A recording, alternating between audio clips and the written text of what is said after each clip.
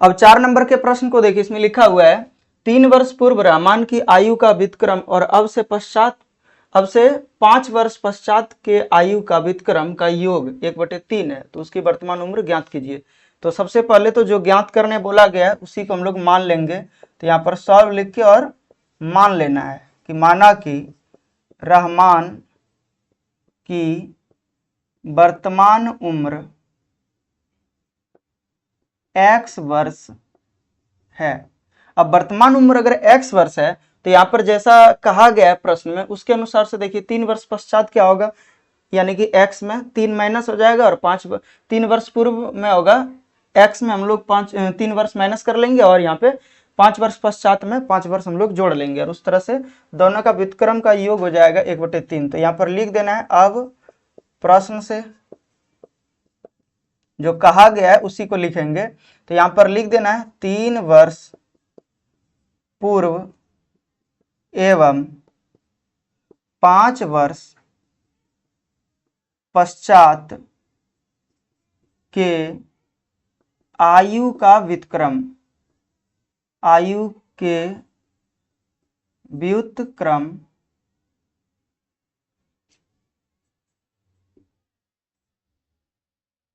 का योग 1/3 है। 1/3 वर्ष है, वर्ष में दिया गया तो 1/3 है, तो यही लिख देते हैं 1/3 है। तो इसीलिए क्या हो जाएगा, देख सकते हैं यहाँ पर अगर 3 वर्ष पूर्व का बात कर रहा है तो x - 3 वर्ष हो जाएगा, और अगर 5 वर्ष पश्चात का बात कर रहा है तो x + 5 वर्ष हो जाएगा। इसका अगर व्युत्क्रम का योग बोला है तो व्युत्क्रम का मतलब हो जाता है 1/, यानी कि जितना भी वैल्यू दिया है उतना। तो 1/x - 3 जो हुआ वो 3 वर्ष पूर्व के उम्र का व्युत्क्रम हुआ और ये 5 वर्ष पश्चात के आयु का व्युत्क्रम हुआ। ठीक, दोनों को अगर हम लोग जोड़ेंगे तो यहाँ पर बोल रहा है कि 1/3 होगा। तो अब इसी को हम लोग बनाएंगे जिस तरह से पहले भी हम लोग 3 नंबर में सवाल को बना चुके हैं। तो यहाँ पर जैसे एलसीएम लेंगे तो x - 3 और x - 5 गुना हो जाएगा, चूंकि दोनों बिल्कुल अलग है एक दूसरे से, ये यहाँ गुना हो जाएगा x + 5 और ये यहाँ पर गुना हो जाएगा 1 के साथ x - 3 बराबर 1/3। अब आगे अगर हम लोग जैसे वैल्यू को सॉल्व करेंगे तो यहाँ पर देख सकते हैं कुछ इस प्रकार से होगा x + 5 और प्लस x - 3 और बटे x स्क्वायर, x से x को गुना करेंगे फिर x से 5 को गुना करेंगे 5x माइनस 3 गुना x -3x -3 गुना 5 -15 बराबर 1/3। अब गुना करना है हम लोगों को, थोड़ा सा सेपरेट करके इसको x और x देख सकते हैं यहाँ पर 2x हो जाएगा, 5 में 3 घटेगा तो बचेगा 2 प्लस में और बटे में x स्क्वायर और यहाँ पर प्लस में 2x होगा, चूंकि 5x में 3x घटेगा और माइनस में 15, ये पूरे को ब्रैकेट में लिख देना है और बराबर 1/3। ब्रैकेट में इसीलिए लिखना है चूंकि यहाँ पर जब गुना करेंगे तो पूरे में गुना होगा। अब यहाँ पर देख सकते हैं अगर गुना कर दें डायरेक्टली ये तिरछी गुना होगा, यहाँ से यहाँ और यहाँ से यहाँ, 3 गुना 2x तो 3 दूना 6x हो जाएगा और 3 गुना 2 तो प्लस में 6 हो जाएगा और बराबर यहाँ पर देख सकते हैं 1 के साथ गुना करेंगे तो x स्क्वायर प्लस 2x - 15।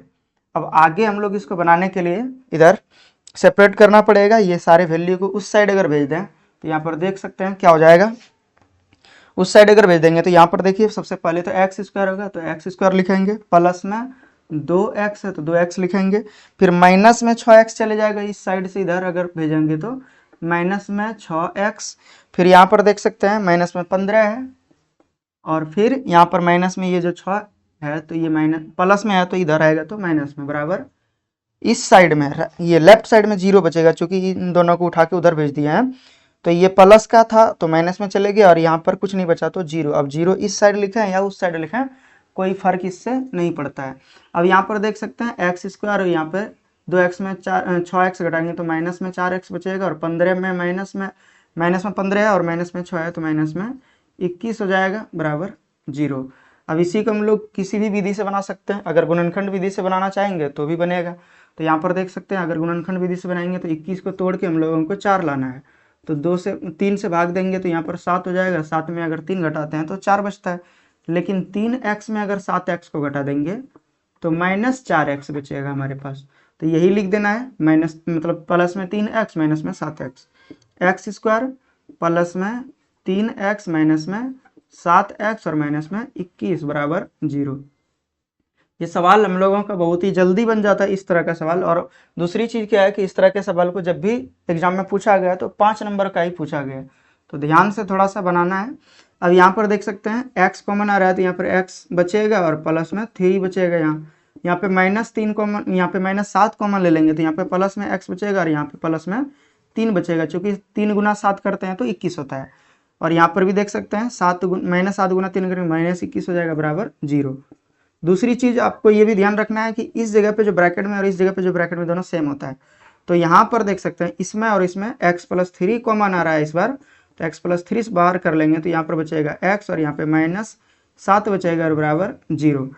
तो यहीं से हम लोग लिखेंगे x+3 = 0, इसीलिए x = -3। तो यहाँ पर देख सकते हैं किसी का भी उम्र ऋणात्मक में नहीं हो सकता है, क्योंकि यहाँ पर रहमान की उम्र को हम लोग माने हैं x वर्ष, तो ये ऋणात्मक नहीं हो सकता है। तो लिख देंगे ऋणात्मक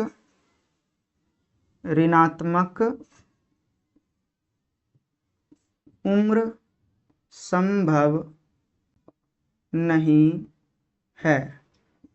तो ये चीज हो गया। एवं दूसरा जो यहाँ पे वैल्यू हमारे पास है, इस वैल्यू का भी हम लोग सॉल्व नहीं किए हैं, तो x - 7 = 0 होगा, तो इसीलिए x = 7 यानी कि 7 वर्ष होगा।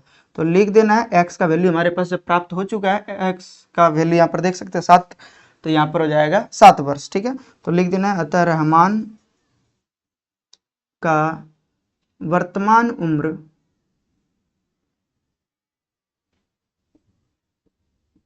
x बराबर 7 वर्ष है। तो इस प्रकार से यानी कि आंसर हम लोगों का ज्ञात हो चुका है। अब आगे इसका स्क्रीनशॉट ले सकते हैं।